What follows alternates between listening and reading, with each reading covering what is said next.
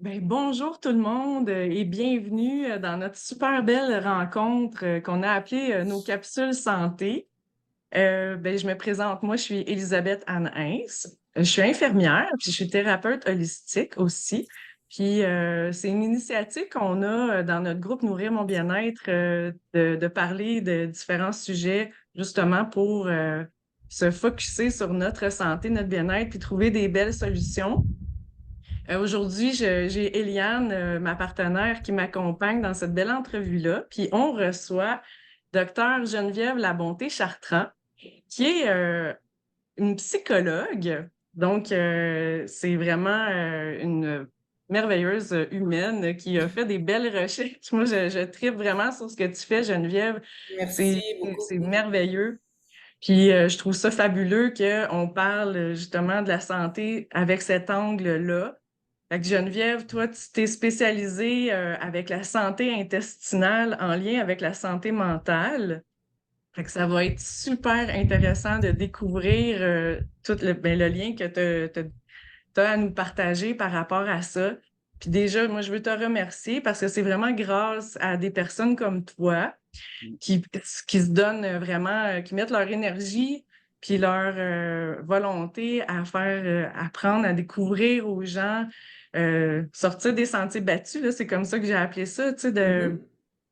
de trouver des alternatives pour notre santé, que parfois, malheureusement, ça fait pas partie des pratiques conventionnelles. Fait que, premièrement, j'aimerais ça que tu nous expliques comment, dans ton parcours de, tu sais, scientifique, psychologue, tu fais de la recherche, puis aussi, c'est ça que je voulais te dire, tu étudies encore en médecine Ouais, fonctionnelle, c'est tu ça. accompagnes des gens, t'es coach, puis tout. Mais comment c'est venu sur ton parcours, parce que ça fait plusieurs années là, que tu étudies en psychologie, à t'intéresser à la santé intestinale en lien avec la santé mentale? OK. Je vais faire ça. Il y a une version longue et une version courte. Fait que je vais essayer d'y aller avec la version courte. Donc, alors, en fait, bon, comment c'est venu? Ben, moi, je suis dans ma 16e année de pratique comme psychologue au Québec. Je pratique toujours, j'ai toujours un permis de pratique au Québec, bien que vous voyez bien que je ne suis pas au Québec, là, j'habite au Mexique depuis 2 ans déjà, avec mes ados, ma famille, tout ça. Et dans le but d'apprendre l'espagnol et explorer autre chose. Bon. Mais je suis toujours active au Québec avec une clinique virtuelle. Donc, comment c'est venu? Bien, c'est évidemment, les psychologues, on est formés en recherche. On est formés, on apprend, oui, typiquement, les gens croient que les psychologues sont en cabinet et qu'ils reçoivent des patients, des clients, tout ça, c'est vrai. Mais il y a tout un volet obligatoire dans notre formation qui est d'apprendre à faire de la recherche, lire la recherche, conduire des projets de recherche, tout ça. Et c'est une partie extrêmement importante parce que ça nous amène comme professionnels de la santé à pouvoir être critiques face à la recherche, consommer de la recherche, écrire de la recherche. Fait qu'il y a tout un volet scientifique que les gens ignorent souvent. Je me fais faire la réflexion sur les réseaux régulièrement, comme c'est quoi ton background pour assumer telle chose. Les gens ne savent pas que les psychologues, ce sont des chercheurs à la base. Alors ça, c'est le volet important. Donc, comme tout psychologue, durant mes études de bac, maîtrise et de doctorat, j'ai travaillé dans un laboratoire de recherche, évidemment. Non seulement j'en faisais, mais je travaillais aussi. Et rapidement, après ma maîtrise, j'ai eu mon fils. Donc, moi, j'étais une étudiante non standard. Donc, pendant mes études, j'ai eu mes 2 enfants, dont après ma maîtrise, ma soutenance de maîtrise, j'ai eu mon fils et j'ai eu un poste en psychiatrie pour compléter mes études doctorales tout en travaillant. J'ai vraiment eu de la chance. J'ai fait toutes mes études doctorales en poste comme psychologue et en faisant de la recherche. Et c'est mon fils, évidemment. C'est souvent, ça vient de soi, hein, les changements et tout ça. Donc, mon fils avait des enjeux au niveau du développement, une condition neurodéveloppementale. Et comme jeune maman et jeune psychologue, je me questionnais à savoir ben, comment je vais l'aider. Alors, tout a commencé là. Et puis, étant dans le milieu de la psychiatrie, le milieu de la recherche, très médecine conventionnelle, pharmaceutique et tout ça, je me suis aperçue très rapidement qu'il n'y avait pas beaucoup d'options autres que ben, la psychothérapie, bien sûr, mais là, un enfant au préscolaire, la psychothérapie, bon. Euh, et mes collègues psychiatres, il y avait aussi l'option de la médication. Alors, rapidement, je me suis mis un peu à virevolter dans le système de la santé avec mon enfant, en cherchant des ressources, des conseils, des stratégies et des réponses. Des réponses, hein? Ouais. Alors, j'observais avec mes connaissances de psychologue que mon fils se développait pas normalement, c'est-à-dire qu'il présentait des symptômes que je trouvais alarmants, qui me dérangeaient, tout ça, mais je trouvais très peu de réponses d'un point de vue médecine, je vais dire, j'ai tendance à penser en anglais, là, mais de la médecine occidentale, western, là, traditionnelle, qu'on Ah oui, connaît. occidental, là. Mentale. Et puis même comme psychologue étant dans mon laboratoire de recherche, puis étant active, je disais, ben coudonc, ça se peut pas là, qu'on soit limité à ce que j'ai là sous les yeux. Donc j'ai commencé à faire moi-même des recherches. Et où ça m'a mené, ben non seulement ça m'a amené à ouvrir à tout un monde holistique. Donc j'ai rencontré à partir de ce moment-là différents professionnels de la santé qui m'ont éveillé, je veux dire éveillé, mais qui m'ont également amené à m'ouvrir à d'autres littératures, un volet tout à fait nouveau par rapport à la santé holistique. J'ai Hmm. commencé à collaborer à partir de là avec d'autres professionnels, dont des naturopathes, ostéopathes, chiropraticiens. Puis là, et là, ça fait 15 ans, là, ça fait une quinzaine d'années de ça. Wow. Et bien sûr, je suis curieuse, donc faisant moi-même, ayant un accès à la littérature, j'ai commencé à regarder, ben, qu'est-ce qui existe, comme, est-ce que ça existe, la littérature sur ces approches-là? Et la réponse, c'est oui. Oui, il y en a plein, il y en a plein de littérature. Et non seulement ça, mais en étant moi-même active en recherche, j'ai vu comment étaient gérés, bon, les financements de recherche, chaires de recherche, projets de recherche. Donc, je sais comment est attribué l'argent. J'ai essayé de publier des articles dont ça m'a été refusé. Je sais qu'on peut avoir des articles extraordinaires qui sont refusés dans les publications. Tu sais, j'ai vu aussi le backstage là, de c'est quoi faire de la Ouais. recherche. C'est quoi les gens vont dire, est-ce que c'est scientifique, mais c'est quoi être scientifique? Quand est-ce qu'on est publié? Pourquoi qu'on n'est pas publié? Tout ça, j'ai goûté à ça. Je peux en parler très bien. Est-ce que ça rapporte de l'argent, en fait? Tout est C'est financé, hein? Tout est financé, hein? Alors, quand tu es un chercheur dans ton laboratoire puis tu reçois des fonds, évidemment, tu vas chercher, il y a une pensée qui est en lien avec ce que la chaire de recherche souhaite, mais également, tu peux trouver les gens peuvent publier des bijoux, tu sais, trouver des bijoux en recherche et ça ne sera pas publié. Ça, les gens ne savent pas ça. Ils pensent que le chercheur publie, puis tout ce qu'on a accès, c'est la réalité, mais ce n'est qu'une minime, infime partie de ce qui en général, est vraiment publié et ce qui se passe vraiment dans les laboratoires de recherche. Alors moi, ben, je suis partie puis avec ça en tête. Hein?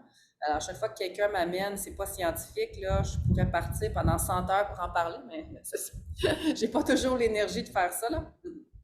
ah, mais c'est clair. Ben, de toute façon, c'est certain que s'il n'y a pas quelque chose à vendre derrière cette recherche-là, c'est pas rentable de le financer, tu sais. Fait Exactement. que, Alors, qui puis, va lire? Qui est la communauté pour lire? Alors, dans le monde de la recherche, là, je ne fais plus de recherche. J'en ai fait durant mes études, bac, maîtrise, doctorat, quelques années à la suite de ça. Ensuite, j'ai décidé de me consacrer à la clinique, donc j'ai pas publié, ça fait longtemps, là. J'ai toujours quand même conservé cet intérêt là, de faire de la recherche clinique, puis d'écrire et tout ça. Puis j'ai participé à plusieurs congrès qu'on appelle le poster. Le poster, c'est quand tu as trouvé des résultats de recherche intéressants que tu veux partager avec les pairs, comme d'autres collègues, mais que tu n'arrives pas à être publié dans une revue scientifique. Alors, des posters, des congrès comme ça, j'en ai fait plusieurs. J'ai plusieurs de mes collègues chercheurs qui vont dans des congrès parce qu'ils veulent quand même savoir qu'est-ce que les autres cherchent, qu'est-ce qu'ils ont trouvé, parce que c'est pas toujours accessible dans les grandes revues, dans les grands journaux scientifiques. Mhm. ah, mais c'est super intéressant. Puis, ce que j'aime, en fait, dans ça, c'est que même si, oui, tu es une spécialiste, tu sais, tu as étudié dans ton domaine, tu as un domaine d'expertise, mais c'est quand même ton expérience d'humaine, de maman, qui t'a Oui, amené à sortir des sentiers battus, tu sais, comme, oui. dans le fond, pour le meilleur pour ton enfant. C'est ça qui t'a fait t'ouvrir à trouver des solutions qui vont vraiment créer une amélioration chez ton enfant, tu sais. Fait que, Ben, en fait, ce que je me disais, c'est que, bon, moi qui ai un background, ben, connaît la recherche, qui est capable de fouiller, qui peut lire, comprend la méthode. Tu sais, j'ai un avantage au sens où ça m'a beaucoup servi, ces connaissances-là. Je vais toujours être très reconnaissante de mon parcours académique parce que ça m'a appris à avoir un esprit critique dans la littérature. Mais ce que je trouve dommage, c'est que dans notre société, euh, les gens n'ont pas nécessairement comme le choix. C'est-à-dire, moi j'ai eu le choix puisque j'ai pris mes connaissances pour aller chercher, mais quelqu'un qui ne sait pas, il se fait proposer des solutions, puis c'est quoi ses choix, quels sont les choix de l'individu autres que ce que les approches traditionnelles lui proposent. Il y a très peu de choix parce que les gens ne savent pas qu'ils peuvent chercher puis trouver autre solution. Hein? Mais non, puis Alors, souvent, c'est parce qu'on va croire aussi l'expert puis le spécialiste comme, tu sais, le médecin ou qui dit que c'est ça le traitement, c'est ça la solution. La plupart des gens vont croire tout simplement parce que, c'est ça, comme tu dis, ils n'ont pas accès à cette connaissance-là. Fait que oui, puis merci tellement ben, ça me fait plaisir. de mettre Mais ça de l'avant. C'est comme ça qu'on va réussir aussi à changer notre système de santé, j'espère, avec le temps. Parce que aussi, ce qui est merveilleux, c'est que dans ce que tu vas nous parler davantage, c'est que tu as tellement eu aussi des bons résultats. Tu sais, tu vraiment. as vraiment des changements majeurs là, sur l'état de santé de personnes, juste en appliquant des choses super quand même simples. Là, Mhm. Oui, Fait que tout c'est à ça, fait. la simplicité, la bonté est dans la simplicité, hein? Exactement. Et puis, en fait, j'ai travaillé presque 10 ans en psychiatrie, mais en parallèle, j'avais mon projet personnel de développer une clinique holistique, ce que j'ai fait. Alors, j'ai ouvert une clinique holistique dans l'Outaouais. J'ai été propriétaire de cette clinique-là pendant presque 8 ans. Je l'ai vendue l'année passée, en 2022. C'est une décision que j'ai prise pour des raisons, ben, on voyage et tout ça, plus avoir de liberté et tout ça. Euh, mais ça a été un des plus beaux projets de vie, de pouvoir travailler en holistique avec d'autres professionnels de la santé et d'apprendre la richesse de ces autres approches-là, travailler en très grande proximité avec des docteurs en naturopathie, en ostéopathie, chiropratie, d'autres psychologues. Écoute, ça a été une expérience extraordinaire. Et ça m'a encore plus pendant ces 8 années-là, ouverte à l'importance de voir l'humain dans son intégrité. Ah oui. Et j'en suis là, 16 ans plus tard, avec toutes mes connaissances en médecine fonctionnelle. Et c'est là que j'ai décidé cet été de lancer euh, mon premier e-book qui s'appelle Ton gut te parle. Ça, c'est une décision que j'ai prise en 2023, euh, de finalement offrir un service à part entière en coaching, donc de mettre la psychologie comme, garder la psychologie dans un volet très spécifique et réservé, mais de partir un volet en coaching pour pouvoir travailler comme j'avais envie de travailler en holistique, en coaching de partout dans le monde. Et c'est ce que je fais depuis 6 mois maintenant. J'ai des clientèles partout. Et ça me permet de peaufiner, d'aider. C'est ça. Ouais, Ton j'adore. e-book, ton e-book que j'ai lu et relu, là, que je trouve vraiment fabuleux. Est-ce qu'on peut avoir encore accès à ce e-book-là? Oui, en fait, je l'avais enlevé pour faire une réédition parce que moi, quand j'ai écrit ça, c'était comme pour moi. C'est-à-dire que je l'ai écrit dans un processus de reconstruction, de lancement de quelque chose de nouveau professionnellement. Puis finalement, je l'ai vendu, puis ça a fait comme un succès. Fait que là, je l'ai envoyé en édition pour qu'il soit révisé, puis que j'ai fait une farce. J'ai dit aux gens, je me suis acheté des lunettes. Il y avait des petites erreurs, tout ça, mais je pensais pas vendre ça à grande échelle. Mais oui, finalement.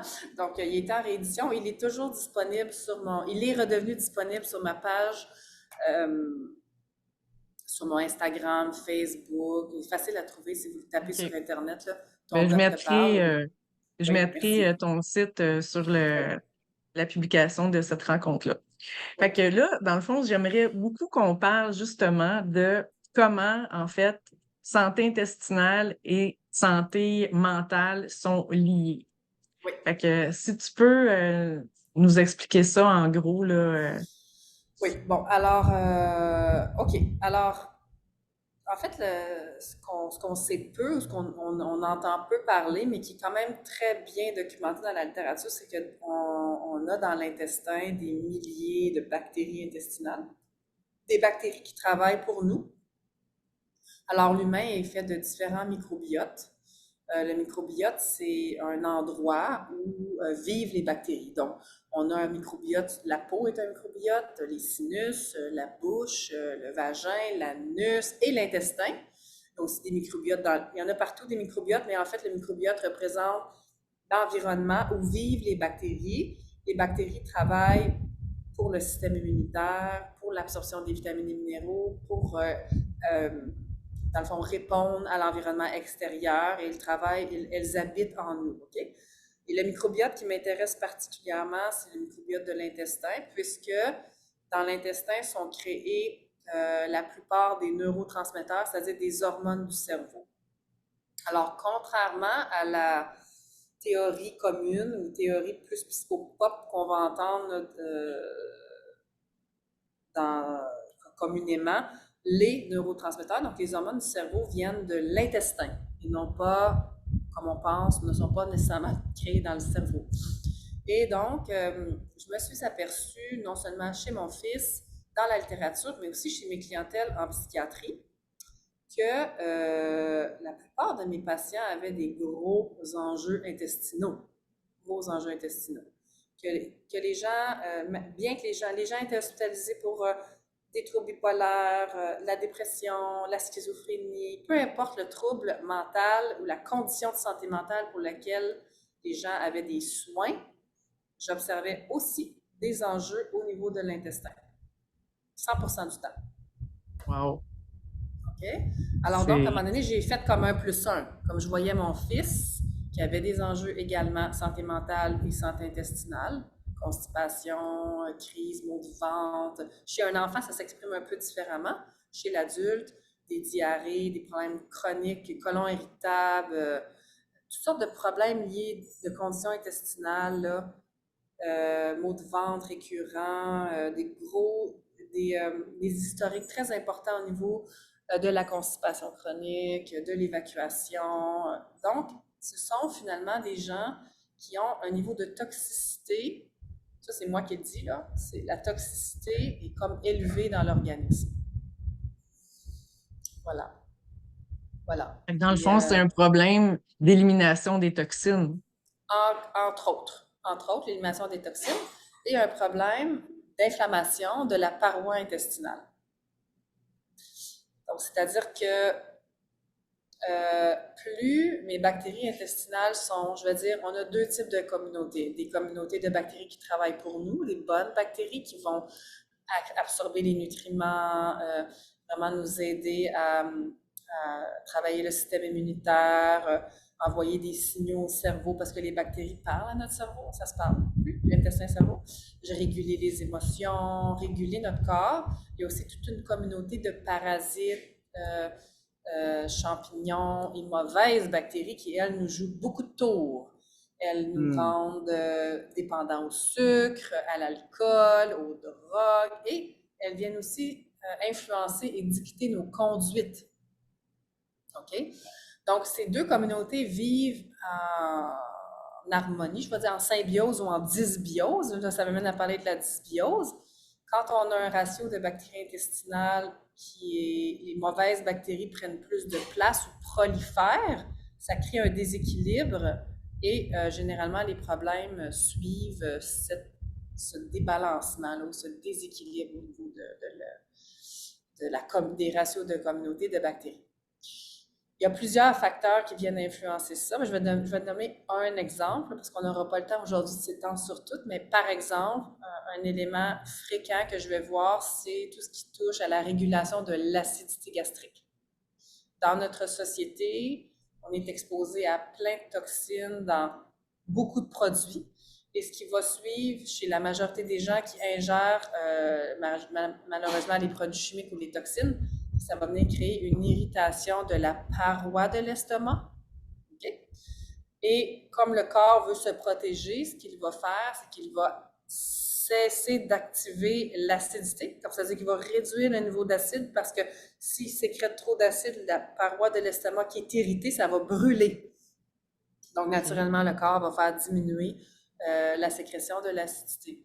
Maintenant, qu'est-ce qui arrive quand on a moins d'acidité?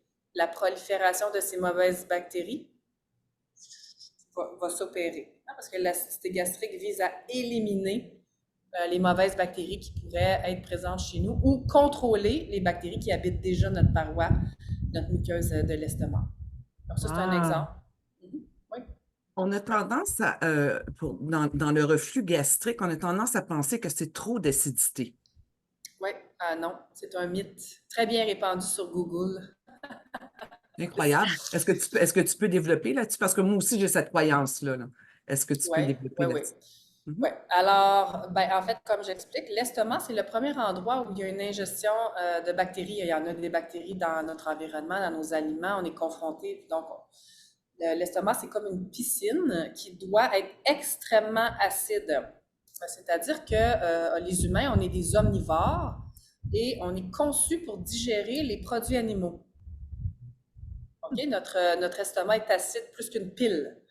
Tout comme chez le félin ou le canin, les félins et les canins sont carnivores. Alors, ils ont un estomac pour digérer les viandes. C'est-à-dire qu'on a un niveau d'acidité qui est conçu pour pouvoir décomposer la viande et l'absorber, absorber les vitamines et minéraux des viandes, les nutriments et tout ça.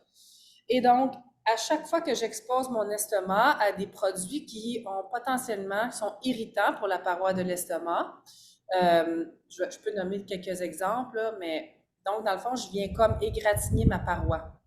Okay? Et quand ma paroi est égratignée, je donne cet exemple-là, là, chaque fois qu'il y a une sécrétion d'acide, ça fait mal. C'est ça, un brûlement. En fait, le brûlement, c'est pas qu'il y a trop d'acide, c'est qu'il n'y en a pas assez. Il n'y en a pas assez. Et le fait que, c'est-à-dire, c'est pas qu'il n'y en ait pas assez, c'est que la paroi de l'estomac est endommagée. Et donc, quand j'ai de l'acide, ça brûle. Okay? Et plus mon niveau d'acidité de l'estomac baisse, plus le clapet, là, qui est sur le dessus là, de la valve, il va être ramolli. C'est-à-dire qu'il peut avoir une remontée. C'est-à-dire, ça, c'est comme la pression qui tient permet de garder tout ça en place. Si j'ai moins, mon clapet s'ouvre et puis là, le reflux va monter. C'est ça. Ça, c'est de la médecine fonctionnelle. Hein? Moi, je suis en médecine fonctionnelle également. Ah oui, là. ça fait tellement de sens. Hein? C'est des connaissances de médecine fonctionnelle. Alors, souvent, les gens vont m'approcher en me disant, tu sais, j'ai des symptômes de santé mentale, je prends un antiacide depuis des années. Fait que donc, ce qu'ils font, c'est qu'ils maintiennent le corps à produire très peu d'acide. OK? Et donc, en produisant très peu d'acide, on ne digère plus correctement, on n'absorbe plus les vitamines et minéraux correctement, on ne peut plus digérer les produits animaux correctement. Donc, c'est quoi le conséquent sur la santé mentale de ça? C'est qu'on n'absorbe plus les nutriments. On n'absorbe plus les nutriments correctement, mais également, l'acidité a une fonction extrêmement importante dans le contrôle et l'élimination des pathogènes indésirables dans notre organisme. Alors, si mon niveau d'acidité n'est pas bien régulé, les bactéries qui habitent dans mon estomac, dans ma muqueuse de l'estomac, comme le candida, par exemple, le H. pylori, deviennent hors contrôle, peuvent devenir hors contrôle. Et également, il y a c'est-à-dire des mauvaises bactéries qui devraient être éliminées ne sont plus éliminées parce que mon acidité n'est pas suffisamment, n'est pas contrôlée. Là, je vous rappelle que l'acidité, c'est un pH, hein, c'est-à-dire le pH de l'estomac est extrêmement bas, c'est extrêmement acide, là. Extrêmement acide. Oui. Mais c'est incroyable. Quand tu dis ça, puis il y a tellement de monde qui prennent des antiacides. Oui. C'est prescrit à pas jeter, là. C'est la première affaire quasiment que. Exact. Aïe, aïe, aïe. Et ce qui est important, c'est pourquoi j'ai fait le lien avec la santé mentale? Parce que je vous dis, je suis formée aussi en médecine fonctionnelle, tout ça, mais parce que tous mes patients en psychiatrie, comme 98% d'entre eux sont sur les antiacides. C'est pourquoi tous les gens qui ont des troubles mentaux sont sur les antiacides? Qu'est-ce qui vient avant? Est-ce que c'est que il y a de l'inflammation est-ce que c'est la qualité de l'alimentation, le manger parce que ce qui crée des enjeux d'acidité, je vous l'ai dit, c'est notre type d'alimentation et notre exposition aux toxines de façon conventionnelle et on ne se rend pas compte que l'humain, c'est un omnivore. On est fait pour manger des gras, des animaux, malheureusement, ou heureusement, selon certaines croyances. Et plus on est exposé à des toxines dans l'environnement, le chlore dans l'eau, le fluor dans les pâtes dentifrice, on prend des médicaments, on consomme des aliments transformés qui ont des additifs, colorants, nitrites, sulfites. On est exposé à des milliers, on ingère des milliers de produits chimiques par jour. Après ça, les gens me disent comment se fait que j'ai la paroi de l'estomac et ben, c'est le premier endroit où tous ces produits chimiques arrivent. C'est ça, ça vient que ça irrite la paroi. Quand le corps reconnaît que la paroi est irritée pour nous protéger, il diminue l'acidité. On consomme donc moins. Les gens vont dire, ah, je digère pas quand je mange des produits animaux. Ben, tu peux pas, t'as pas assez d'acide. Fait que là, on tombe dans une spirale qui est vraiment, qui peut être, c'est difficile de s'en sortir, mais le lien n'est pas toujours évident à faire entre ça et les enjeux de santé mentale qui peuvent découler. C'est un des facteurs. Il y a d'autres facteurs, mais un des facteurs. Et par où commencer pour rétablir cet équilibre, pour contrer la dysbiose? Par où on peut commencer, nous autres, monsieur, madame, tout le monde? Oui, en fait, je n'ose pas trop donner de conseils parce que c'est complexe. Puis j'ai fait une formation que j'ai lancée en novembre qui dure, il y a 25 heures de contenu là-dessus. Je n'ose pas donner un conseil pour dire, ben là, les gens vont partir. Mais je pense, tu sais, bon, la première chose, c'est d'être conscient. Voici le conseil que je vais donner. Il faut être conscient de tout ce que j'ingère au quotidien qui a possiblement un impact sur ma paroi de l'estomac. Tout ce qui est toxique. Et je pense qu'il faut être près de soi aussi pour voir qu'est-ce que ça fait. Parce qu'on peut, par nous-mêmes, faire les tests et réellement savoir par soi-même. Je parlais avec Elisabeth un peu plus tôt et il y a 2 soirs, j'ai pris 2 petits Doritos. Hein, Doritos. Écoute, ça n'a pas pris 5 minutes. Ce que ça a fait dans mon estomac, puis c'est vraiment ce que j'ai senti, c'est comme si j'avais pris un morceau de métal que j'avais ingéré. Je sentais que mon corps n'était pas capable de briser ce que je venais de mettre dans mon système. Alors, exactement. Puis je veux dire, quand on regarde la littérature, puis on regarde l'industrie, là, je vous dis des choses, je sais que ça va sortir plusieurs personnes de leur zone de confort, là. Mais vas-y, c'est ça qu'on veut. On a une industrie qui nous pousse vers la consommation de la céréale comme étant santé, qui nous pousse vers la consommation des légumineuses comme étant santé, qui nous pousse vers de la consommation de produits qui sont extrêmement rentables pour l'industrie. Extrêmement rentable. Le soya, c'est plus profitable que quasiment la pharmaceutique, ou en tout cas, ça doit être à peu près l'équivalent, là. Ça, c'est un indicateur quand il y a de l'argent à faire comme ça. Qui finance les études? Quel est l'impact? Je me pose toujours la question, hein, c'est qui finance les études? Pourquoi? Bon, il y a tout un questionnement que j'ai depuis 15 ans, là. J'ai fait énormément de recherches et tout ça. Mais si on regarde, on revient à la base de la biologie humaine. OK? On n'a pas, les humains, les enzymes pour transformer les plantes en quelque chose de potentiellement plein de nutriments pour nous. Les vaches ont ça. Les ruminants sont capables. Les ruminants ruminent, mangent de l'herbe et ils ont des enzymes qui vont décortiquer la fibre de la plante et la transformer en gras. Alors, les vaches, en fait, mangent très gras. C'est ce qui fait qu'elles peuvent nous donner du lait gras. C'est qu'elles ont une colonie de bactéries dans l'estomac, mâchent, elles ruminent et elles vont pouvoir transformer, ils ont cette enzyme pour transformer la plante en gras. Nous, les humains, non. On a un estomac extrêmement acide, conçu pour digérer et absorber les gras animaux et les protéines.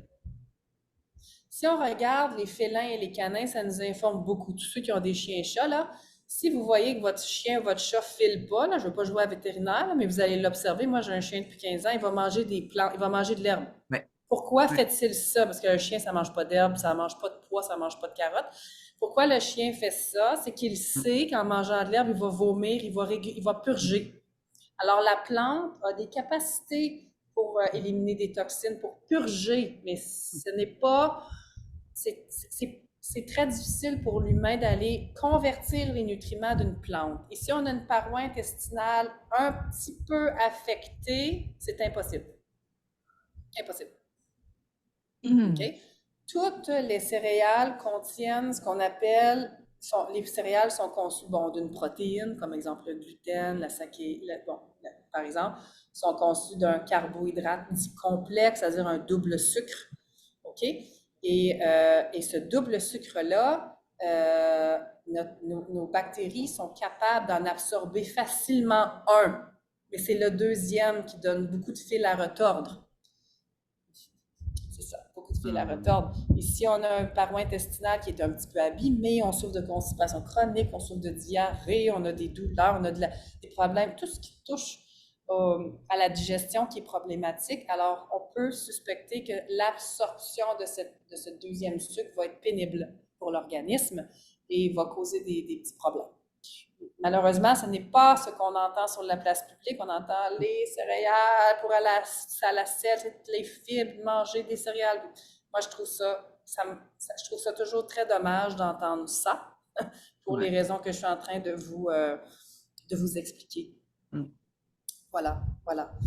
Alors, par exemple, le Doritos, c'est fait de maïs et de full produits chimiques. Et le maïs est indigeste. Alors, si vous mangez un épi de maïs puis vous regardez dans la toilette demain, ça va passer tout droit. Signe que le corps ne peut absolument rien faire avec ça. C'est ça, exactement. Exactement. Et même dans les produits, moi je regarde même dans les produits dits naturels avec toute cette espèce de tendance végétarienne, vegan, tu regardes, puis il faut vraiment s'éduquer, là. Tu regardes les étiquettes, c'est incroyable, la crappe, désolée. Quantité de produits. C'est une insulte à nos intelligences, là. C'est comme, fait que de là l'importance de réellement poser des questions aux bonnes personnes comme toi, là, c'est comme merveilleux d'avoir une ressource comme ça et de creuser et d'être là pour soi, d'être en fait notre parent, comme toi, tu étais le parent de ton fils. Il faut devenir notre propre parent. Exactement. Et de par l'éducation. Je pense qu'une chose, c'est d'essayer de faire abstraction de quels sont les grands courants de pensée, ce qu'on entend dans les médias. Ça nous influence. Évidemment, je suis psychologue de formation. Je ne pourrais jamais dire que ça n'a pas d'influence. On entend le mainstream média, ce qui est tendance, ce qu'il faut faire. Ça vient nous influencer psychologiquement. Souvent, les gens me disent ben voyons, c'est santé, mais pourquoi tu me dis ça? Comme, tu as fait tes propres recherches, mais c'est santé parce qu'on se fait dire que c'est santé. Ben oui. Tout simplement. De toute façon, on s'est fait dire depuis qu'on est tout petit, le lait, par exemple, boire de 2 verres de lait, on pour avait le notre petit calcium. berlingot à l'école, puis là, si tu dis à quelqu'un aujourd'hui de ne plus prendre de produits laitiers, il va dire, ben voyons donc, mes os, mon calcium. C'est ça. C'est fou, là, mais c'est tellement ancré, mais c'est l'éducation. Puis tu vas à l'épicerie, il y a une allée, les deux côtés, c'est rien que du pain. Puis, tu sais, la fameuse colle pour les intestins, le pain pomme, le pain gadois et tout ça. Les gens, ils peuvent pas croire que c'est pas bon. Regarde, il y en a une allée complète, c'est rien que de ça. C'est parce que les gens oublient ou ne savent pas que c'est une entreprise. L'entreprise, ça ne les dérange pas, elle, c'est santé ou non. Elle, son but, c'est de rendre le produit addictif, qu'on veuille en manger, de rendre les gens dépendants pour consommer ces aliments. C'est une entreprise, c'est comme ça, là. Et nourrir le système. Bien sûr. Et donc, évidemment, les gens qui appartiennent les grandes industries agroalimentaires, ce sont les pharmaceutiques. Et ce sont également les pharmaceutiques qui appartiennent les produits chimiques, les pesticides. C'est tout comme ça. Quand tu regardes le système, qui appartient Bayer? La pharmaceutique appartient Roundup. Pourquoi? C'est incroyable, tu sais. On le sait en plus que c'est utilisé massivement pour la culture des aliments qu'on achète et dont on se nourrit. C'est ça. Alors, la capacité de l'humain à prendre soin de ses bonnes bactéries intestinales est devenue maintenant une compétence à enseigner à l'école et à développer chez les gens. Parce que plus on est exposé à des toxines, plus notre microbiote souffre, notre intestin souffre, nos bonnes bactéries sont en souffrance. Et plus mes bonnes bactéries sont en souffrance, plus il y a des troubles de santé. Alors, les gens n'ont jamais été, moi je le vois en 20 ans de carrière, les gens, je regarde les enfants par exemple, le niveau d'autisme est passé de 0,1% à comme il y a eu comme 75% d'augmentation. C'était un enfant sur 10 000 quand j'étais aux études il y a 20 ans. C'est maintenant un enfant sur 300. Autiste. On parle d'autisme, là. Une Ah oui, je condition l'ai vu. neurodéveloppementale. J'ai travaillé en milieu scolaire, puis je l'ai vu là, comme infirmière en 10 ans. Là, j'ai vu c'était exponentiel. Là. À chaque année, il y en avait de plus Oui. en plus. Là. Alors, ce n'est pas normal et ce n'est pas lié à la génétique parce que Ben non. Je suis enseignante, puis je peux témoigner dans nos Oui. classes. Oui. J'ai pris ma retraite en juin 2022, là, mais au début, quand j'ai commencé à enseigner, quand on avait un élève autiste sur 80, c'était exceptionnel. Oui, Monsieur Charlie vient vous dire bonjour. Et quand j'ai quitté en 2022, on en avait sur 88 une moyenne de 15 à 20 Oui, dans notre groupe Quelque de chose. ben oui, incroyable. ben oui, oui. C'était Pas de ça. magnifique. C'est un Parfait, phénomène, merci. c'est certainement lié à la consommation, c'est certain, là. Tu sais, on peut pas. Parce que c'est des choses qui ont changé, qui sont majeures, puis qui ont pris tellement de place, puis qui sont devenues quasiment irréfutables là, par notre système, là, mais c'est ça. Fait que l'éducation va tellement être importante. Nathalie, as-tu une question? Oui, j'aurais une question. Ben, c'est ça, je suis d'accord avec ce que vous dites. Moi-même, j'ai un fils qui a un trouble envahissant du développement. Puis, depuis qu'il était très jeune, même juste le lait, tu sais, ça a commencé très, très jeune, là, ces problèmes à ce niveau-là. Mais moi, je me demandais, tu sais, tu disais, c'est pas génétique, c'est pas, mais c'est-tu, tu sais, comme de mon microbiote, disons, à moi, que j'ai transféré, tu sais, trop justement de mauvaises bactéries, parce que je te dis, à la naissance, là, je pense qu'on le voit assez vite, là, déjà, il y avait quelque chose. Fait que c'est là que je me dis, est-ce que ça peut se transmettre de cette façon-là? Oui. En fait, quand j'ai dit c'est pas génétique, ce que je voulais dire, parce que j'ai pas eu le temps de finir le bout de ma phrase, je vais le finir, c'est important. C'est-à-dire, c'est pas génétique qu'il y a un changement aussi intense dans la prévalence en peu de temps. C'est-à-dire, si le taux d'autisme avait explosé autant en 10 ans, c'est-à-dire, comme le taux d'autisme a explosé, on peut pas blâmer la génétique, c'est ça que je voulais dire, parce qu'un gène, ça prend 10 000 ans à muter. On a encore nos dents de sagesse, puis on les utilise pas, là. Non. C'est très long, c'est très long. Ce que je veux dire, c'est que l'explosion n'est pas liée à la génétique, OK? Maintenant, pour l'autisme, la définition de la psychologue que je vais vous donner, c'est que c'est un trouble neurodéveloppemental, une condition à la naissance génétique. Ça, c'est ce que j'ai appris à l'école pendant mes années de bac, maîtrise et doctorat. Irréversible. Et c'est ça que j'ai appris. Bon. Maintenant, ce que la psychologue, médecine fonctionnelle, coach intégratif, tout ça va dire, c'est que l'enfant qui souffre d'une condition neurodéveloppementale ou d'autisme, il y a plusieurs facteurs à considérer. Premièrement, oui, les parents, nous transmettons notre microbiote intestinal à notre enfant. Donc, si un des deux parents avait une condition de santé mentale, bien sûr, les mauvaises bactéries, les bactéries malades, on les transmet. Okay? Fait que ça, c'est un effet sur le développement de l'enfant, toute pathologie confondue. Obésité, diabète, cancer, tout ça, là, et y compris les troubles mentaux. Maintenant, donc, il y a ça. Ensuite, on transmet des bactéries par le pot à pot, l'allaitement. On transmet des bactéries aussi par la voie vaginale lors de l'accouchement. Ça, c'est principalement comment notre enfant bâtit son microbiote. Ensuite, on nourrit le microbiote avec l'alimentation. Maintenant, ce qui est très important, c'est que c'est sûr que les enfants qui ont de l'autisme viennent au monde avec un niveau de toxicité plus important que la majorité. Alors là, la question, c'est pourquoi? Est-ce que c'est la faute juste de la mère qui porte? Moi, j'ai eu un enfant qui a un diagnostic d'autisme à 3 ans. J'ai eu une fille complètement, je vais dire, normale dans son développement. Donc, j'ai eu 2 enfants, dont une parfaite dans pas de condition. Neurotypique, oui. Neurotypique. Donc, alors, ça ne peut pas être seulement la mère, mais il faut regarder ici la toxicité. C'est-à-dire, oui, il y a un aspect du microbiote, il y a un aspect de ce que la mère consomme, le stress à laquelle la mère est exposée, mais pour une raison qui est quand même connue dans la littérature, c'est qu'on voit que l'enfant naît puis qu'il est toxique déjà. Pourquoi? Parce qu'on a été exposé à certains champs électromagnétiques, radiation, méthodes médicales, médicaments. À quoi on a été exposé c'est venu influencer le niveau de toxicité avec lequel l'enfant est né. Mais clairement, l'enfant qui naît avec une condition comme ça a un niveau de toxicité élevé. D'ailleurs, par exemple, mon fils, à la naissance, souffrait de reflux, prenait pas le sein, était constipé chroniquement à naissance. Là. Il est né à prématuré, il avait une malformation congénitale, il est déjà né avec des enjeux. Là, hein? Alors que pour ma fille, pas du tout.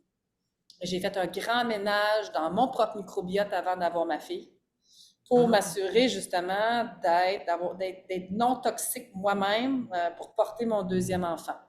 Ça, c'est une chose que j'ai faite entre les deux, j'ai appris, là. Alors, je ne vais pas répéter. J'essaie de contrôler ce que je peux contrôler, c'est-à-dire mon niveau de toxicité avant ma deuxième grossesse. Et pour contrôler ça, s'il n'y a plus de céréales, si on n'a pas on ne peut pas manger trop de plantes, ben il reste quoi finalement? Ben, en fait, dans mon e-book, là, je fais un grand tour de ce que vous pouvez manger si vous voulez aller plus en profondeur. Mais en fait, ce que j'ai mangé, c'est principalement des viandes, des protéines animales, des poissons, des fruits, des légumes, bien sûr, cuits vapeur. J'ai préconisé une cuisine anti-inflammatoire. Fait qu'en le fond, j'ai tout fait pour réduire l'exposition à la toxicité. La toxicité, c'est partout. C'est dans nos poêles Téflon avec lesquels on cuisine. C'est dans l'eau chlorée qu'on consomme avec laquelle on se lave. C'est dans les médicaments qu'on consomme pensant que c'est sécuritaire. C'est dans les crèmes cosmétiques qu'on se met dans le visage, les shampoings qui ont 200 produits chimiques. C'est aussi dans les pesticides. C'est aussi comme on est le champ électromagnétique. Les moisissures à la maison, la qualité de l'air au travail, des conduits d'air sales, il y en a partout. Hein? Alors, je me suis assise et j'ai dit, OK, il faut que je regarde mon environnement, qu'est-ce que je vais contrôler là-dedans? Qu'est-ce que moi, je peux contrôler? Je peux certainement contrôler la qualité de l'eau, la qualité de l'air, mon exposition au soleil, hein? Les produits chimiques que j'utilise à la maison, ce dans quoi je cuisine, manger bio, enlever des aliments transformés, pas prendre aucun médicament, faire du yoga chaque jour. Fait que j'ai contrôlé ce que je pouvais contrôler. Moi, je veux faire le Merci. bon sur ce que tu viens de dire, Geneviève, parce que, tu sais, justement, ce qu'on met de l'avant dans notre groupe, là, Nourrir mon bien-être, Ouais. c'est des principes, comme je t'en avais parlé, là, avec, il y a comme 10 lignes directrices. Puis ce que tu viens de nommer, c'est tout ça. Puis le but de tout ça, c'est détoxifier le corps, réduire l'inflammation. C'est un mode de vie. Exactement. Puis inévitablement, il y a tout ce que tu viens de nommer, là, tu sais, comme augmenter, manger des bons fruits et légumes à tous les jours, même éviter, il parle là, de certaines céréales, le gluten, entre autres. Bon, le soya, c'est mitigé parce qu'il y a certaines études qui disent que, mais tu sais, comme tu dis, c'est qui subventionne ces études-là, que le soya qui est non OGM, bio, il est correct, mais que ce qui est pas bon du soya, c'est celui qui est OGM, dans le fond, puis Ben, le parce que soya, c'est... c'est une plante. Hein? Les plantes contiennent des phytates, puis nous, on est des omnivores. Alors, on dit les phytates, ça vient... le phytate, sa fonction, c'est que ça vient se lier après les nutriments et ça nous draine de nos nutriments. C'est pour ça que les gens qui ont un régime vegan ou végétarien sur un long terme ont des gros enjeux vitaminiques. Ils consomment beaucoup de plantes. Puis omnivore aussi, c'est ça, c'est qu'on mange de tout. Fait qu'on est capable de... C'est la variété aussi qui fait qu'on va aller chercher les nutriments qu'on a besoin. Puis qu'est-ce qu'il y avait, tu sais, comme aussi, comme tu dis, éviter le sucre raffiné, les aliments transformés, l'alcool aussi, tu sais, réduire l'alcool. Puis j'aime ça parce que, bon, tu sais, l'alcool, ça fait partie de la culture de nos jours. Puis le choix, dans le fond, de l'alcool qu'on va boire, puis la quantité, là, c'est sûr, c'est le foie qui gère ça, là. Fait que le but, c'est tout le temps de l'équilibre, en fait, dans notre corps, puis essayer tu sais, de l'aider dans ses processus naturels parce que c'est rien que ça qui fait tout le temps, se nettoyer, se détoxifier. Fait que c'est sûr, quand on le surcharge, puis en plus de toutes les toxines qu'il y a justement dans nos environnements de nos jours, ben ça fait que si on ne l'aide pas, ça peut amener Ouais. Puis Et puis, des stratégies très simples et gratuites que les gens peuvent mettre en place à la maison, s'exposer au soleil. On le fait pas, les gens ont peur du soleil. Hein, les gens vont me dire, ben, je vais avoir le cancer, le soleil est dangereux. Le soleil, c'est la vie. Toutes les plantes, les animaux, comme notre écosystème vit avec le soleil. Alors, on s'expose très peu au soleil, on est dans nos maisons, on travaille à l'intérieur, on reste à l'intérieur, on ne prend pas d'air. Au Québec, l'hiver, il fait froid, on sort pas. Alors, on est en carence du soleil qui a des pouvoirs antioxydants, anti-inflammatoires, des désintoxifiants extrêmement puissants, mais les gens ont peur. Ils se mettent de la crème, ils se mettent un chapeau, ils ne s'exposent plus, là. On ne Ah s'expose oui. plus. C'est Hum. Puis rendu comme un danger. la crème utilisée, les crèmes solaires, justement, c'est encore des produits chimiques qu'on applique sur notre peau. Bien oui, bien Puis oui. notre peau, c'est comme notre plus grand Un organe qui micromyote. absorbe. Exactement. Hum. Oui. Fait que c'est intéressant de faire des choix, puis s'exposer au soleil, vraiment, c'est tellement important pour la fabrication de la vitamine D. Quand on met la crème solaire, là, on bloque ce processus-là de notre corps. Exactement. Nathalie, tu as une question? Oui, j'avais une autre question. Par rapport, on parle justement d'aider le corps à se détoxifier, tout ça, mais souvent, c'est les cures ou peu importe, c'est toujours par les plantes, justement. Fait que là, Exactement. si on ne va pas par les plantes, c'est par quoi? Ben, en fait, tu viens de nommer exactement, tu viens de suivre ma logique, c'est-à-dire j'ai nommé tantôt qu'on n'est pas fait pour consommer des plantes sur une C'est longue ça. durée. Pourquoi? Parce que la plante, j'ai donné l'exemple d'un félin ou d'un canin, la plante a des bonnes fonctions pour se détoxifier. Ça nous purge. OK, parce qu'on va se purger, OK, C'est OK. ça. Ouais, c'est ça, mais pas sur une base régulière. Puis quand tu dis Exactement. plantes, c'est pas les légumes, là, Non, nécessairement. pas les légumes. Pas OK, les c'est légumes. ça, c'est ça, OK. Ouais, plantes. Parfait. Alors, bon, en fait, Puis les légumes, bon. c'est des aliments pleins de nutriments qu'on a Ben besoin. oui, OK. Mais en fait, il y a plein. En fait, on dit ça, mais encore là, je mets un bémol, là, c'est-à-dire comme on pense ça. Mais dans la littérature, c'est pas ce qu'on voit. Hein. On voit qu'il y a beaucoup de légumes qui ont des réponses de défense, comme des oxalates, comme des phytates, alors il y a des légumes qui sont indigestes. Mais tu sais, ça c'est dur. Quand on nomme ce genre d'affaires-là, là, on se fait regarder bien croche dans la société parce qu'on se fait toujours dire que les légumes c'est très bon. Puis il y a plein de fonctions, mais comme je dis, d'absorber les nutriments d'un légume, c'est plus difficile pour le corps que d'absorber les nutriments de certains gras animaux. Parce qu'on a un milieu très acide, on est fait pour digérer ça. Mais bon, ça pourrait entrer tout un débat, là, ça. Mais si vous lisez, par exemple, le livre sur les oxalates, vous allez voir qu'il y a des légumes que vous consommez tous les jours qui ont des réponses de défense de légumes et puis qu'il y a des gens, ça leur nuit. Ça leur donne mal à l'estomac, ça irrite la paroi intestinale. Tu sais, il faut chercher un peu plus loin que ce qui nous est présenté souvent. D'où l'importance de s'observer aussi par rapport à Tout à fait. les Tout à fait. aliments. Comment? Tout à fait. Quand on Tout à fait. fait dans notre groupe, à chaque mois, notre 10 jours, ça, on invite les gens à focusser sur 10 choses simples. Mhm. Et comme essayer pendant 10 jours de ne pas prendre de produits laitiers, de ne pas Mhm. prendre de gluten pour voir qu'est-ce que ça va créer dans ton corps. Mhm. Puis en 10 jours, déjà, c'est assez pour avoir un effet là, quand tu élimines ces aliments-là. Fait que on peut faire la même chose aussi avec certains légumes ou certains, tu sais, que si on remarque qu'à chaque fois je mange du concombre, ben j'arrête pas de roter ou je sais pas que si j'ai un Exactement. inconfort, ben Ouais. peut-être que le concombre n'est pas bon pour moi, même si Exact. on pense que ça devrait l'être, tu sais. En fait, tu parles de raw, les légumes où les gens vont roter, vont avoir de la misère à digérer, c'est ce qu'on appelle les nightshades. Tomates, courges, piments, les poivrons, c'est dur à digérer. Si vous vous observez un petit peu, vous mangez des poivrons, beaucoup de gens vont roter, c'est ça. Exactement. Nightshades. Eliane, tu avais levé ta main, t'avais-tu... Ouais, ben c'est ça, il y a beaucoup de choses qui ont été parlées, j'avais beaucoup de choses qui me venaient. Entre autres, il y a un exemple que moi j'utilise tout le temps. On met du gaz super dans notre corps, dans notre auto, mais Ouais. on se traite comme de la crabe dans notre. Fait qu'il faut quand même être consistant de ce qu'on met, être conscient aussi de ce qu'on met dans notre corps. Hein, puis Exact. s'assumer. J'aime tellement ça. On n'hésitera pas à payer plus cher Oui, de c'est ça, l'essence c'est extra. Super, mais ça. on est cheap sur notre santé à nous. Ouais, J'ai une ouais. question ici qui demande est-ce que les huiles, c'est bon? les greens. Est-ce que c'est bon? Ben, en fait, les greens, ça vient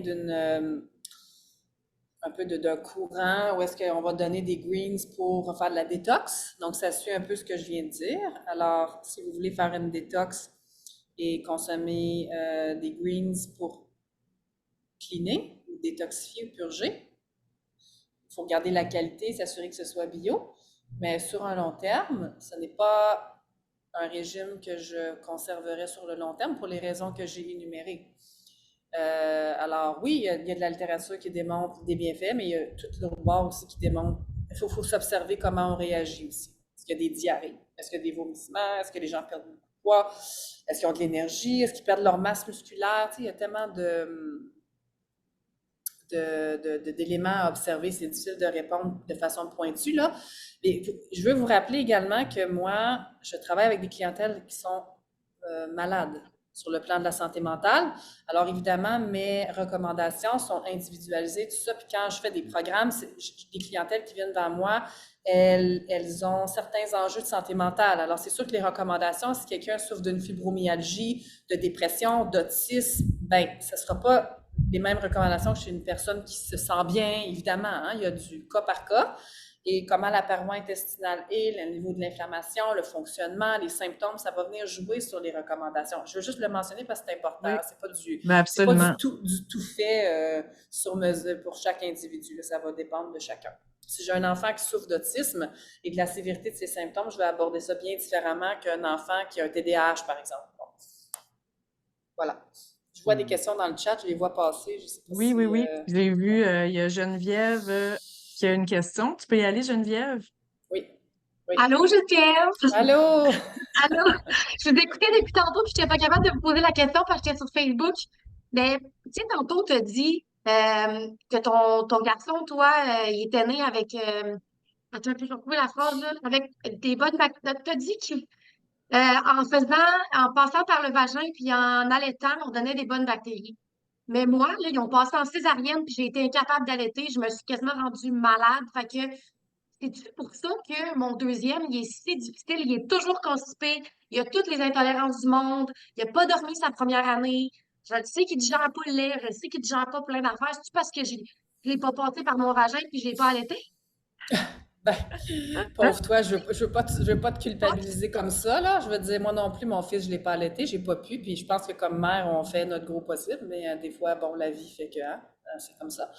Mais est-ce que c'est pour ça? Je dirais que, évidemment, pour bâtir son système immunitaire, pour pouvoir lui bâtir un beau microbiote, idéalement, si on peut avoir toutes ces options, c'est mieux. C'est mieux. Mais il faut dire aussi que si la mère a du candida, la mère a des infections vaginales à répétition, ben, l'enfant va également capter ces mauvaises bactéries-là. Fait qu'il ne faut pas oublier que l'humain est fait très fort. Il ne faut pas oublier ça, là. C'est-à-dire, la Il n'y a rien qui réalité, est irréversible non c'est plus. Tu ça, le dis c'est souvent, ça. Exactement. tu sais, Fait que moi, je c'est pas une pense que fatalité.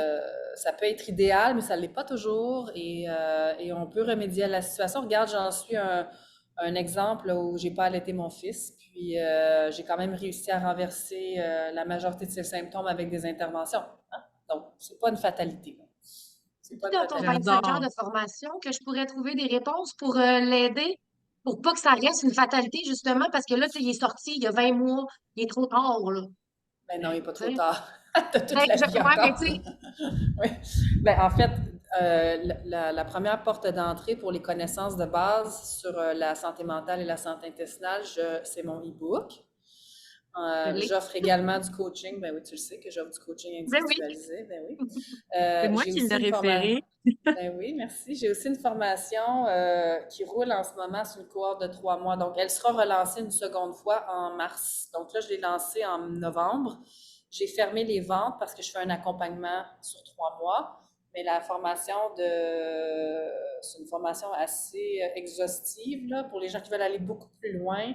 Elle sera encore accessible en mars. Une formation qui comporte téléchargeable, capsule vidéo, accompagnement. C'est vraiment très complet. J'ai comme différents outils, dépendamment où les gens sont dans leur cheminement, ce qu'ils veulent payer, quel genre d'accompagnement ils veulent. Il y en a un petit peu pour tous les goûts. Ça, c'est disponible sur mon Facebook, sur ma plateforme Instagram, les genres de services qui sont offerts. Mais l'idée, c'est d'y aller un changement à la fois. Et la première chose que je recommande, c'est de prendre conscience de quels sont les éléments toxiques autour de vous auxquels vous êtes exposés. C'est la première étape.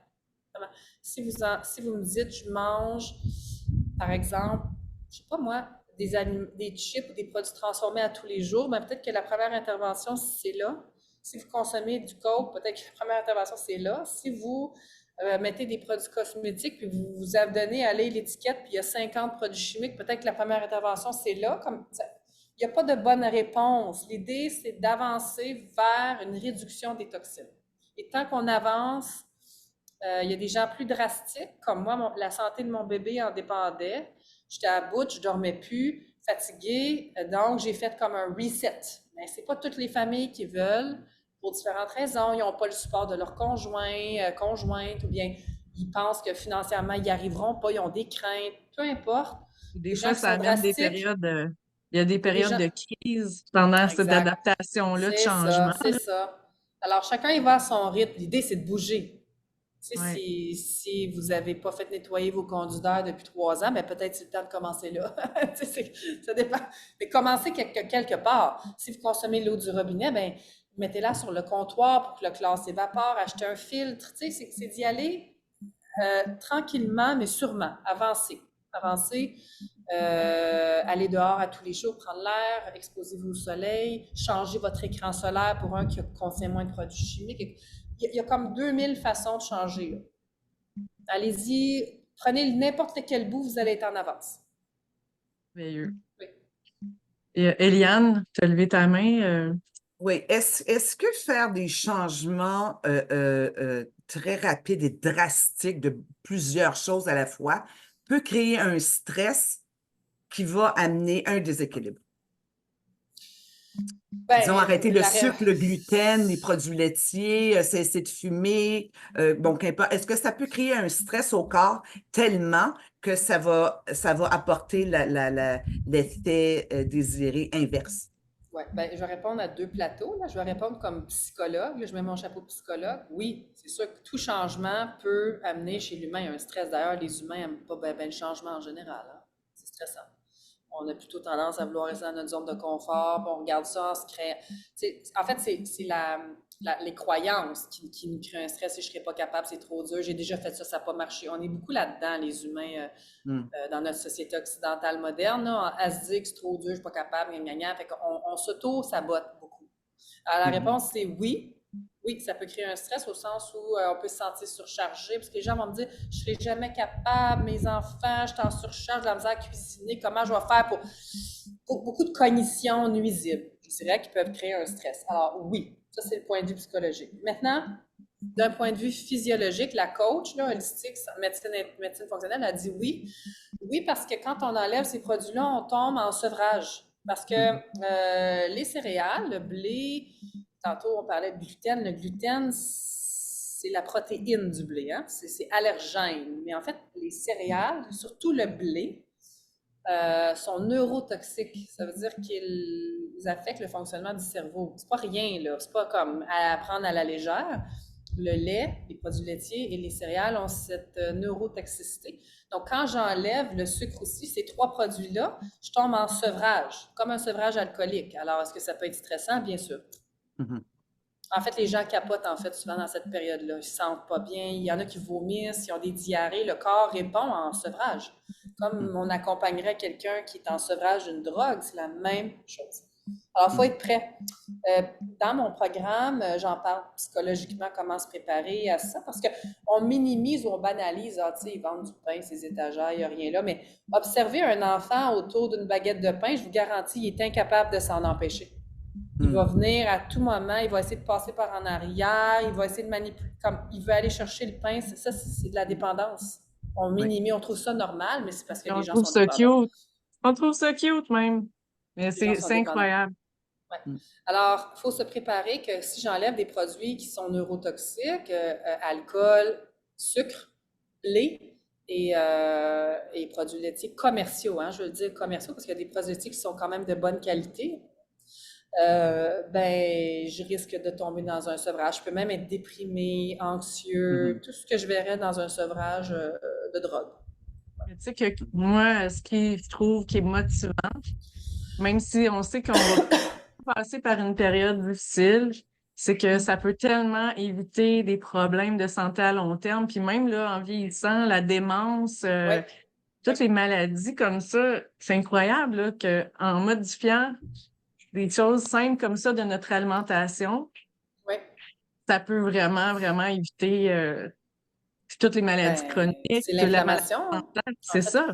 c'est ça, on contrôle l'inflammation, en fait, en enlevant ces aliments-là. Parce que on a parlé des bactéries intestinales, mais à chaque fois que j'ingère un aliment que mon corps ne reconnaît pas, comme mon corps, il sait pas c'est quoi ça, des pâtes de blé. Il n'est pas formaté pour gérer ça. Fait que quand j'y envoie ça, quand j'y envoie des produits laitiers qui ont été pasteurisés, transformés, sucre ajouté, vitamines ajoutées, mon corps, il reçoit ça puis il dit « Wow, qu'est-ce que c'est ça? » Alors lui, il veut me défendre, alors il génère de l'inflammation. C'est une réponse défensive. Ah oui. Alors on appelle ça c'est toute la cytokine inflammatoire, la cascade inflammatoire. Et à chaque fois que j'inflamme, c'est comme je mets de l'huile sur le feu, je suis en feu, je suis en feu. Bien là, si je suis en feu pendant des années, qu'est-ce qui arrive? Comment mon cerveau se comporte, comment mon corps se comporte? Bien, la maladie s'installe. La maladie Ouais. s'installe dans l'inflammation. Ah oui, puis ça, c'est une des choses que je voulais parler, les interocepteurs, justement, mais de toute façon, on en a parlé à travers tout ça, c'est Oui. fabuleux. On pourrait parler encore pendant des heures et des Ben oui, heures. oui, c'est ça, il y a tellement de choses à dire. J'ai effleuré la pointe de l'iceberg aujourd'hui, Ben, mais assez pour semer des belles graines. Je te remercie beaucoup. Puis vraiment, je vous invite, je vais mettre le lien de la page de Geneviève, La Bonté Chartrand. Allez, renseignez-vous, éduquez-vous. C'est tellement important. J'ai une petite question vite fait. Est-ce qu'il y a des oui, yogourts qui sont bons? oui. Oui. Si tu as ta vache dans ta cour, puis que tu vois la traire, oui, oui, oui. Non, pour vrai, oui. Moi, je fais mon yogourt dans ma mijoteuse, mais j'achète, ici au Mexique, j'ai de la chance, j'ai du lait non pasteurisé. Quand je suis aux États-Unis aussi, donc j'achète du lait non pasteurisé pour faire ça. On peut faire notre yogourt dans une mijoteuse, c'est facile, avec un lait de qualité, un lait entier biologique. Assurez-vous qu'on veut un animal en santé. Vous voyez? Si la vache a été nourrie au maïs, une vache, ça ne mange pas de maïs. Et donc, ça fait que la qualité du lait laisse à Toute une désirer. chaîne. C'est Toute ça. une Donc, chaîne. la réponse, c'est oui, il y en a des bons. Bon, si vous êtes en Estrie, je connais une place où ils vendent du lait non pasteurisé merveilleux. Si vous avez des fermiers, allez les voir, faites-vous du yogourt, renseignez-vous, retournez à la terre, c'est ça le truc. C'est ça. Ah, vraiment. Merci. Ça me fait plaisir. Retour à la terre puis aux choses les plus Retour à la simples. terre. C'est Ouais. ça. Et puis, réfléchissez à chaque fois que vous consommez un aliment, posez-vous la question. On s'en rend plus compte. On prend une petite canne de soupe aux tomates, on prend une petite boîte de regardez les ingrédients. S'il y a des ingrédients chimiques, rappelez-vous que la première place où ça entre, c'est-à-dire l'estomac, ça risque de créer une irritabilité. Tout part de là. Ouais. Part de là. L'acidité, la décomposition, la cytokine, la cascade inflammatoire, comme le feu est pris. Fait que c'est une cascade, là, jusqu'à ce que le feu soit pris. On revient à la base, on vient gérer la base, puis tranquillement, on éteint le feu. Voilà.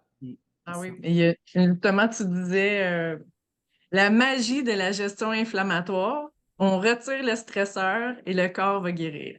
Exactement. Non. Exact. Là, c'est qu'il y a des stresseurs. Fait que ça, je dis aux gens, mais ce qu'on Commence se met par dans la un. bouche a beaucoup, beaucoup d'impact. Hein? Beaucoup, beaucoup d'impact, bien sûr. Bien sûr. En tout cas, merci beaucoup, beaucoup, Ben, ça me beaucoup. fait un grand plaisir, un grand plaisir. Puis Alors, au plaisir de plaisir. Bonne chance jaser. dans vos démarches, bonne chance dans vos recherches. Sachez que vous êtes en contrôle et maître de votre santé et que vous êtes compétent et qu'il faut aller chercher l'information. Elle est là, elle est disponible. J'invite les gens à faire leurs recherches, à partir avec ça, puis à être ouvert d'esprit. C'est ça. Restons près de soi. C'est ça. Restons près de soi. Un gros merci pour l'invitation. Super, Merci à beaucoup. toi. Au revoir. Bye. Salut. Bye.